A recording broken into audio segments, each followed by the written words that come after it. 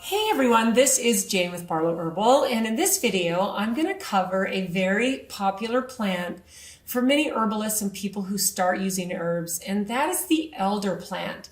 Now most people actually think that it's called elderberry because that is the most common part of the plant that is used, but many people might not realize that it's the flowers, the berries, and even the leaves that have medicinal properties and are amazing for medicine. In fact, it goes that way in terms of mild to stronger. The flowers are the most mild, used for kids especially, even though the elderberries are too. The elderberries are next.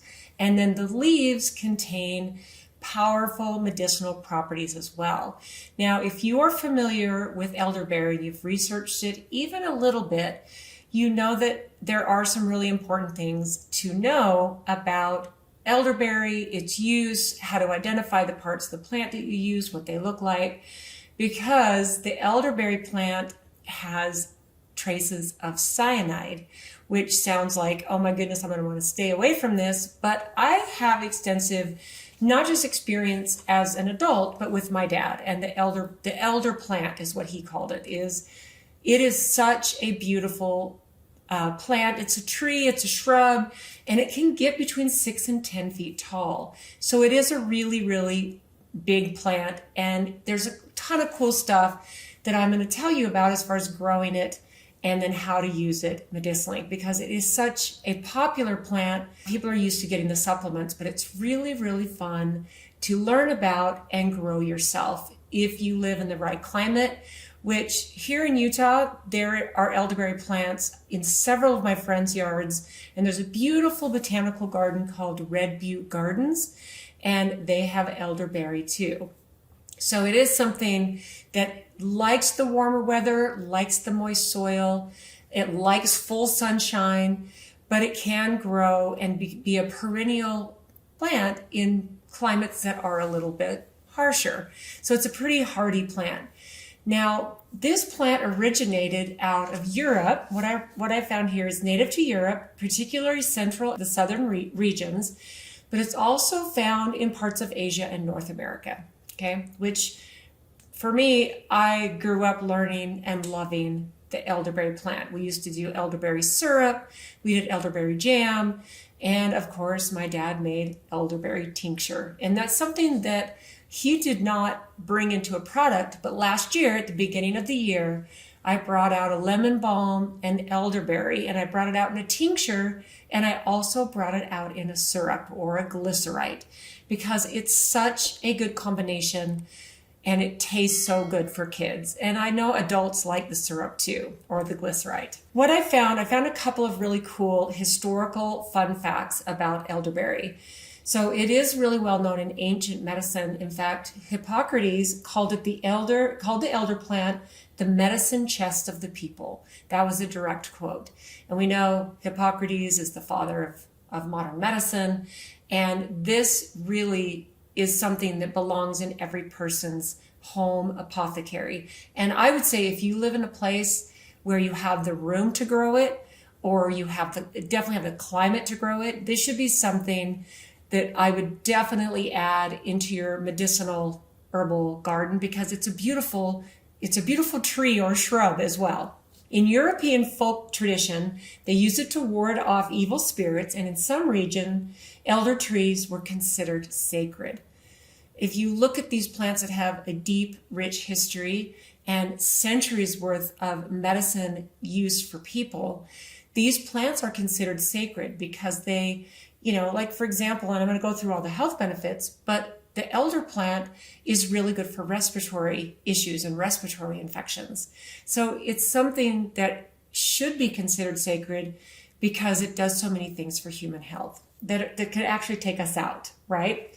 So in colonial America, the settlers used elderberry as a wine for a home remedy for fevers. So they would turn the elderberries into a wine, which would help bring on a fever sometimes. In fact, that's one of my favorite things about the elderberry is that and especially the leaves, and a lot of people will say, stay away from the leaves, they're toxic. And I will just tell you from my depth of experience, and especially all the things I learned from my dad, I think that we get not necessarily too cautious, because I do think you do need to get your wisdom going, use your common sense, and do as much research as you can before you start using these, especially powerful plants that might contain traces of something like cyanide.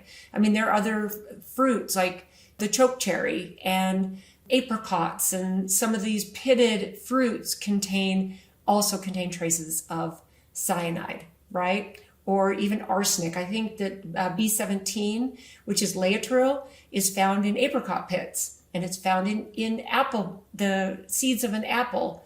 So it's like some of these things, if you understand the depth of wisdom that Mother Nature has provided us, it's pretty cool what you can learn and what you can appreciate, and then use your wisdom, use your common sense, use your intuition.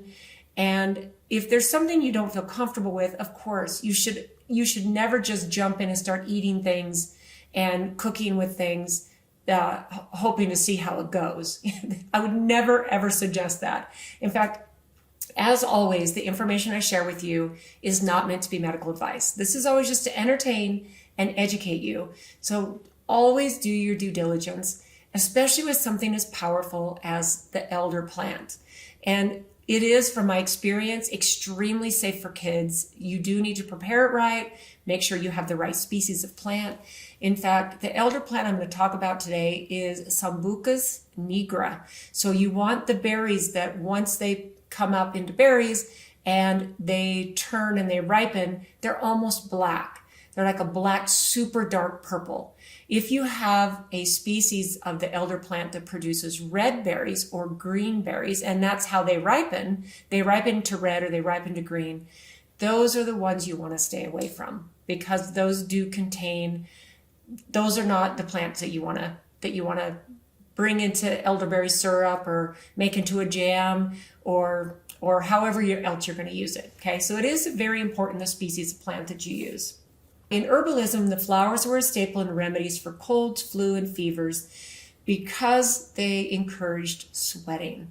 In fact, that's one thing I really love about the elder plant, is that you can you can help encourage a fever to help it break quicker. This was something I learned from my dad, is there's things like white willow bark, the things where aspirin came from, that will almost suppress a fever.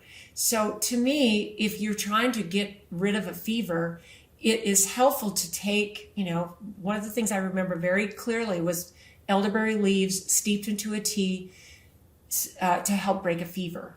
And it would encourage the body to heat up a little bit more. You would sweat, and then your fever would break. Your fever would break quite quickly.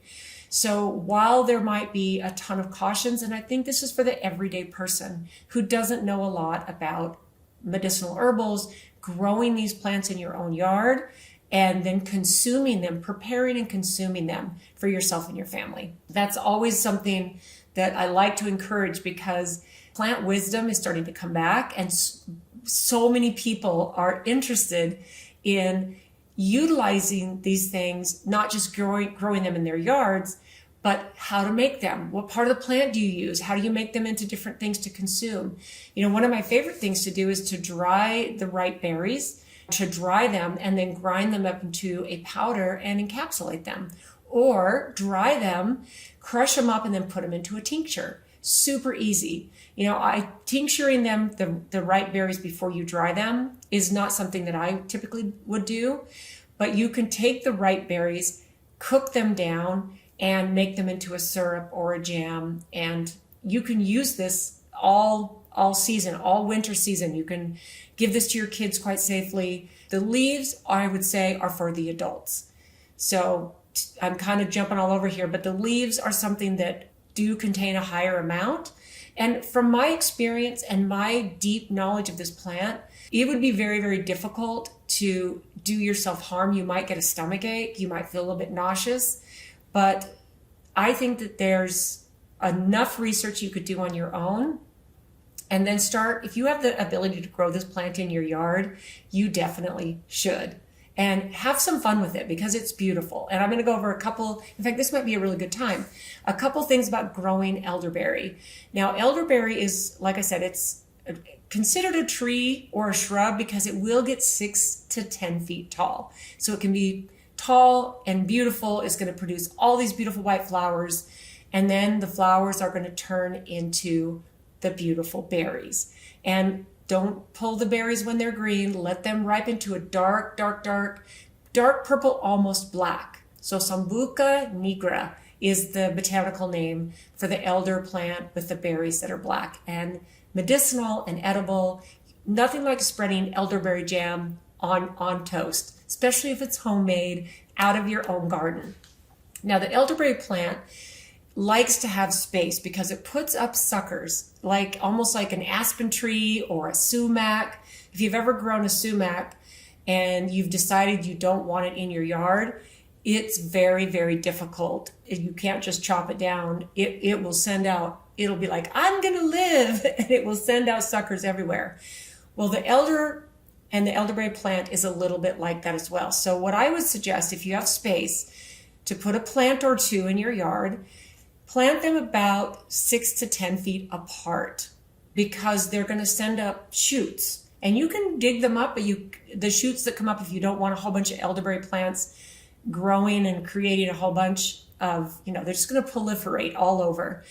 You can continually dig up those little suckers, and that's literally what they are called, is the suckers. So the root will shoot out and it will send up another plant a couple of feet, 1 foot away from the main plant, and you'll have another elderberry tree growing up right next to the mother tree, which is really cool if you have the space, because too, then you can share it. You can cut off clippings and either give them to your neighbors or someone who wants them, sell them at the farmer's market, whatever. But this is a plant that likes to have space. Now, the parts of the plant you don't want to use are the roots and the bark, and especially the root bark, because that does contain extra high amounts of this cyanide.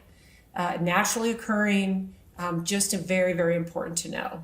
Okay, so that is some super great information about growing it and then being able to harvest it. Not only that, elderberry, because of the flowers, is a beautiful pollinator, and it will attract all kinds of bees and butterflies and other pollinators to your yard so that it can, especially if you're growing fruit or you're growing a lot of vegetables, you're going to want those vegetables and fruit to be pollinated, which is extremely important. Here's some fun, quirky facts that I found. Elder trees were associated with fairies and witches in European folklore. Cutting one down without asking permission was thought to bring bad luck. I thought that was really fun. Elderflower champagne, a naturally fermented sparkling drink, was a popular homemade brew in England. So this is something that's actually very well known if you're into making wine out of some of your medicinal plants, is elderflower wine. And this is actually really good for little kids, is elderflower tea. Super, super good. The hollow stems of the elder tree were used to make flutes, pipes, and even blowguns. And if you've ever seen an elder tree, you'll see that when it's first growing in the first 2 or 3 years, it has these nice green stalks, and it's almost like a small bamboo where you can, cut it before it really gets the bark on it as it starts to mature and get older. Because I've seen an elder tree that's about that big around, and it's honestly super, super tough. It's a tree. It's got, a lot of nice bark on it, and that's it. It's definitely not just a plant that you can cut down easily once it's mature and established and you've had it growing in your yard for a while. So elderberries have been used as natural dyes for fabrics, giving shades of purple, blue, and even black, because it is such a dark, beautiful berry.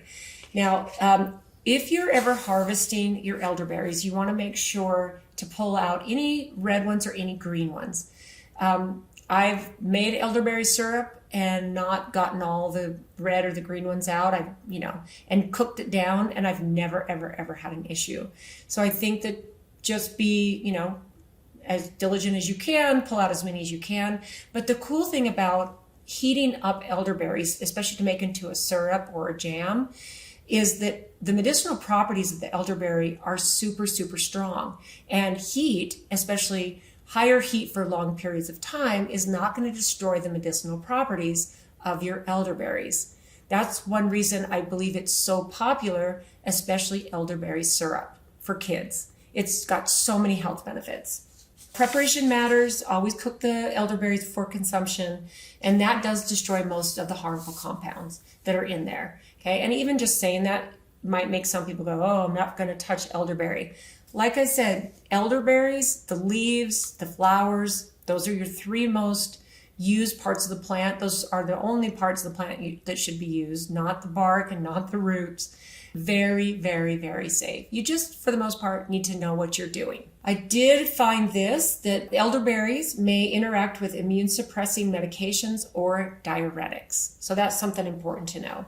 Some of the health benefits of elderberry are these. It's got powerful immune support. So elderberry syrup and extracts are widely used to shorten the duration of colds and flu, and thanks to their antiviral and antioxidant properties. In fact, the berries are super, super high in vitamin C. And that's one of the main reasons I used to love to give this to my kids. And now that I make the elderberry and lemon balm syrup and tincture, this is a go-to for many parents and their kids. Okay. And in fact, elderberry is has such powerful respiratory and antiviral properties that I put it in my Pivot 8 as well. Lemon balm's in there, olive leaf, cryptolepis, licorice root, and elderberry is just such a beautiful plant in a blend that's for your immune system, your respiratory health, and all of that.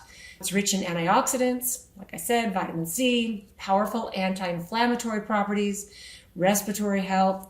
Teas and syrups made from the flowers and berries have been used to soothe coughs, bronchitis, sinus issues.